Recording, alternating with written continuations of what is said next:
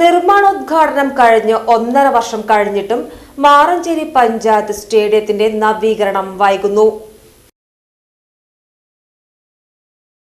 നിർമ്മാണോദ്ഘാടനം നടത്തി 1.5 വർഷം കഴിഞ്ഞിട്ടും മാറഞ്ചേരി പഞ്ചായത്ത് സ്റ്റേഡിയത്തിന്റെ നവീകരണം വൈകുന്നു.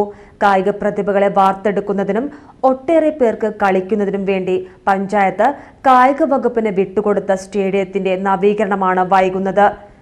മാറഞ്ചേരി പരിച്ചകം റോഡിലുള്ള സ്റ്റേഡിയത്തിൽ ഫുട്ബോൾ ടറഫ്, ഓപ്പൺ ജിം എന്നിവ നിർമ്മിക്കുന്നതിനായി 2.5 കോടി രൂപയാണ് കായിക വകുപ്പ് വകയിരുത്തിയിരിക്കുന്നത്.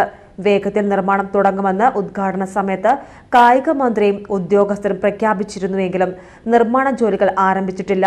സ്റ്റേഡിയത്തിന്റെ കുറവ് മൂലം വാടക നൽകിയാണ് പല ക്ലബ്ബുകളും മത്സരങ്ങൾ നടത്തുന്നത്. മാറഞ്ചേരിയോടൊപ്പം ഉദ്ഘാടനം നടത്തിയ വെളിയങ്കോട് ഗവൺമെന്റ് ഹയർ സെക്കൻഡറി സ്കൂളിലെ സ്റ്റേഡിയത്തിന്റെ നിർമ്മാണവും പകുതി പിന്നിട്ടിരിക്കുകയാണ്.